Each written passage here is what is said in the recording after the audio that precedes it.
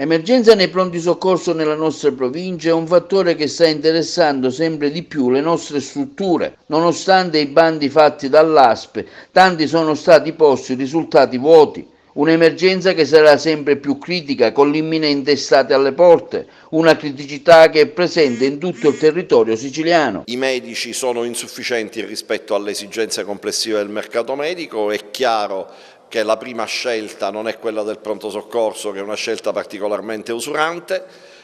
Non esiste una specialità specifica di pronto soccorso, se non in alcune sedi come medicina d'urgenza, quindi il mercato è un mercato che soffre molto semplicemente. A parte questo, finché non libereremo in Sicilia i pronti soccorso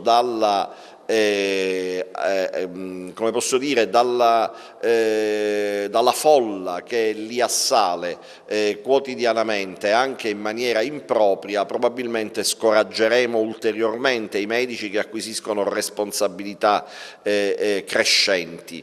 Per far questo serve potenziare il territorio e creare momenti di filtraggio sostitutivo a quello che il pronto soccorso non può fare rispetto a pazienti che non hanno di fatto l'esigenza primaria di ricorrere a cure in urgenza. O ripensare il numero chiuso in medicina?